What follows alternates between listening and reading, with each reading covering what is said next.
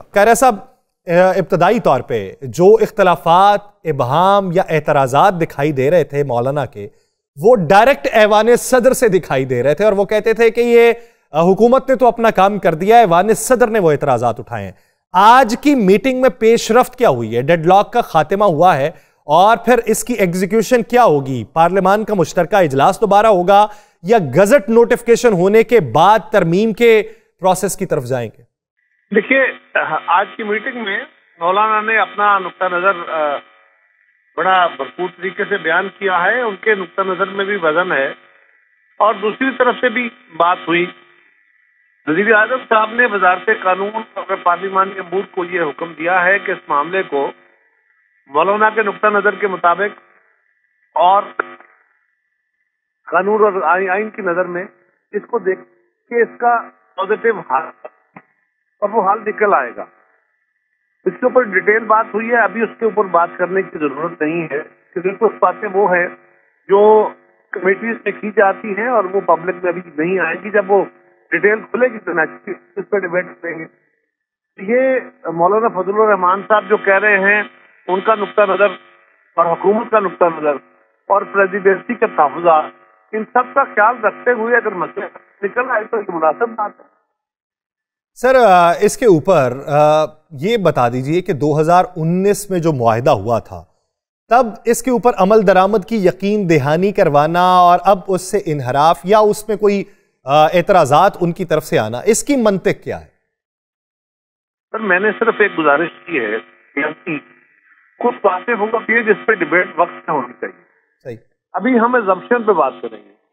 میں عرض کر رہا ہوں کہ اگر مولانا فضل الرحمان صاحب اور جو مدرسہ جن کے ساتھ ہیں، ان کے تحفظات ایڈریس ہو جائیں، جو صدر ہاؤس کی طرف سے اعتراضات اٹھے، اور یہ یاد رکھیے کہ صدر ہاؤس پارلیمان کا حصہ ہے، پریزیڈنٹ، سینٹ اور قومی اسمبلی یہ پارلیمان ہوتی ہے۔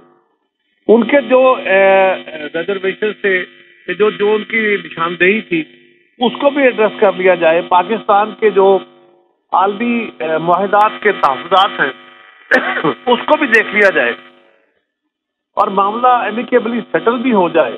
آسان طریقہ یہ نہیں ہوگا، انشاءاللہ یہ ہو جائے گا۔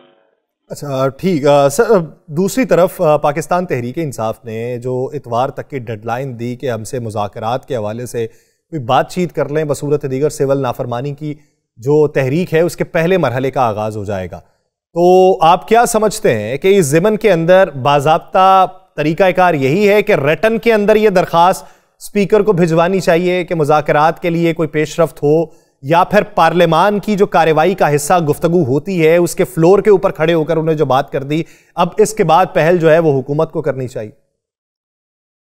پی ٹی آئی کی طرف سے اتنی دفعہ مذاکرات ہوئے یا مذاکرات کا عندیہ دیا گیا اور وڈرا ہو گیا، اور ایک وقت وہ آیا کہ 25 یا 26 نومبر کو عمران خان صاحب کے ساتھ مذاکرات کرنے کے بعد ان کی ٹیم، ان کی قیادت، بیرسٹر گوہر اور بیرسٹر صاحب، وہ آ کے خان صاحب کا حکم دیتے ہیں کہ آپ تنگانی میں کر لیں، اور اس کو اوور رول کر دیا جاتا ہے۔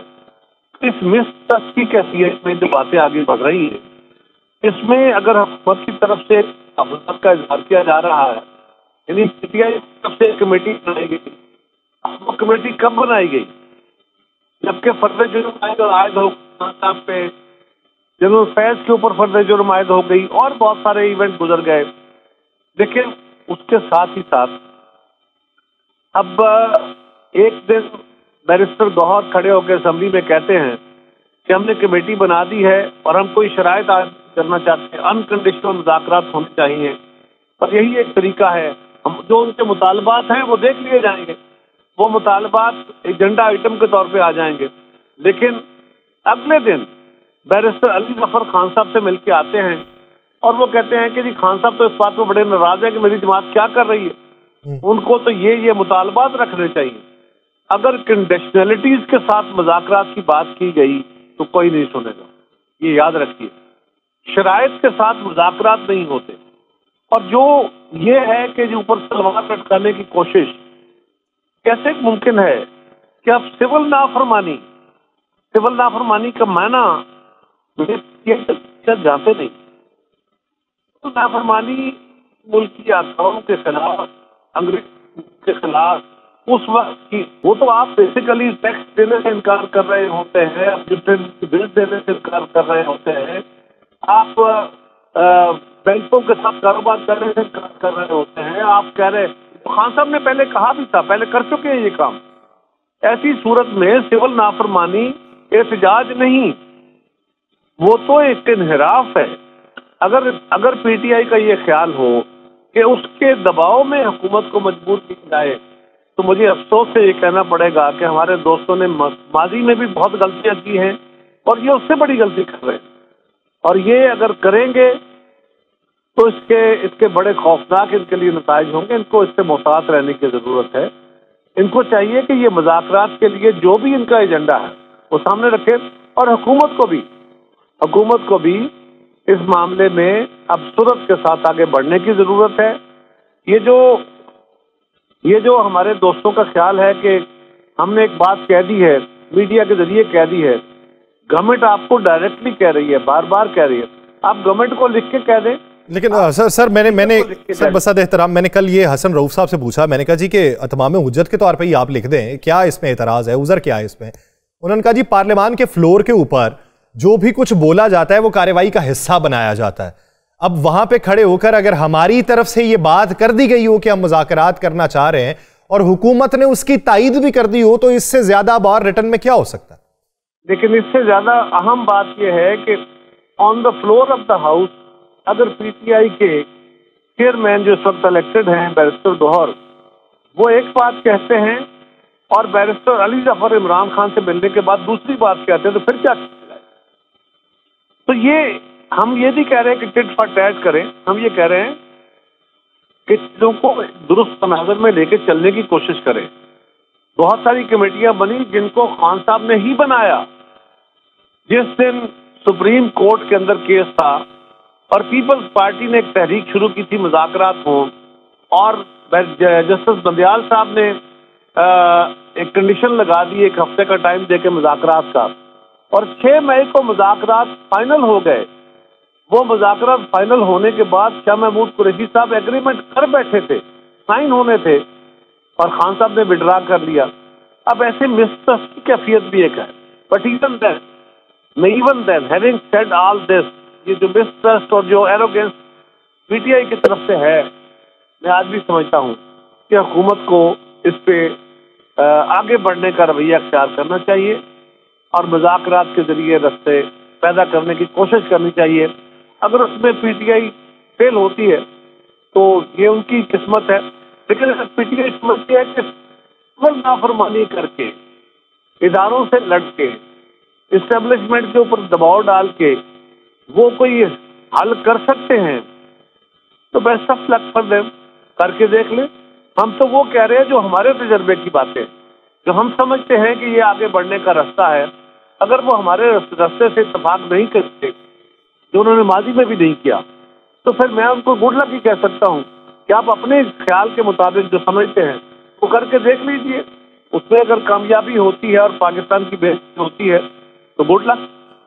خیر صاحب، ایک بات اور آپ نے کہا کہ جی کہ ان کو یاد اب آیا کہ جب بہت سے ایونٹس گزر چکے ہیں، فرد جرم عائد ہو چکی ہے، اور بھی بہت سی چیزیں ہو رہی ہیں، حکومت کا تو واضح موقف یہ ہے کہ مذاکرات اگر ہوں گے تو کیسز کے حوالے سے تو بات چیت نہیں ہوگی، وہ تو آپ کو عدالتوں کے اندر ہی بھگتنا پڑیں گے۔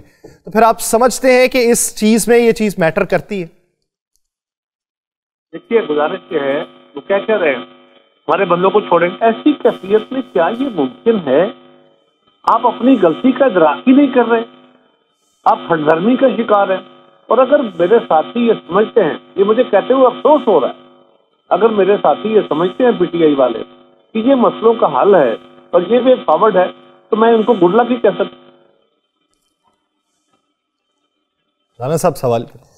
اچھا خیرہ صاحب، ایک بڑی آپ نے درست بات کی ہے کہ اگر کسی نے کوئی ایسا کیا ہے جو بھی ہے، اس میں ہونا بھی چاہیے، سزا بھی ملنی چاہیے، تو کیوں نہ اس پہ ایک جوڈیشل کمیشن بن جائے؟ کیا اس کا مطالبہ غلط ہے؟ دیکھیے، اگر تو جوڈیشل کمیشن کا مطالبہ یہ ہو پہلے دن کہ ہمارے لوگ یہ جوڈیشل کمیشن ہے کیا؟ اب اس کی ڈٹرمینیشن کے لیے جوڈیشل کمیشن بننا چاہیے. میں رانا عظیم سے ڈائریکٹ سوال کر رہا ہوں, کیا آپ مجھے اس بات کی تسلی دے سکتے ہیں کہ ہاں ان کا مطالبہ درست ہے؟ بات یہ ہے قائدہ صاحب, آپ کی بات 100% درست ہے. معاملہ صرف ڈسکس یہ ہو رہا ہے. میری سنیے, اگر یہ بن کر غلط ہے, ان کو کم از کم اپنے اس رویے پہ غور کرنے کی ضرورت ہے, اس پہ افسوس کا اظہار کرنے کی ضرورت ہے. یہ کہہ لینا کہ بھائی کچھ لوگ گئے, احتجاج میں گئے, فلاں ہوا, ہمارا قصور, ہمارے کوئی پارٹی کی گائیڈ لائن تو نہیں تھی, ہمارا کوئی پارٹی پالیسی نہیں تھی, اسپونٹینیس ہو گیا. تو یہ کچھ سوچنے کی ضرورت ہے. میں سارا کہنے کے باوجود پھر بھی یہ سمجھتا ہوں کہ گورنمنٹ کو ان کے ساتھ انگیج کرنے کے لیے اپنی ایک کمیٹی بنا دینی چاہیے, اور ان کو بھی سمجھنا چاہیے کہ جو کچھ ہوا وہ غلط ہوا, اس کا اقرار کریں, آگے بڑھنے کے راستے پیدا کریں. اگر ہر دھرمی کے شکار رہیں گے تو معاملہ نہیں سدھرے گا. بٹ ایون دین اگر پی ٹی آئی کے دوست سمجھتے ہیں کہ وہ اپنے تحرک کی وجہ سے, اس طریقہ کار کی وجہ سے اتنا دباؤ کھڑا کر پائیں گے کہ پاکستان کے ادارے ان کے آگے بے بس ہو جائیں گے اور وہ انقلاب لے آئیں گے, وہ ساری جماعتوں کو بھی بلڈوز کر کے آگے بڑھ پائیں گے, وہ میڈیا کو بھی چھوڑ دیں گے, میں کیا کہوں سوائے اس کے بے بسی کے. Good luck to them.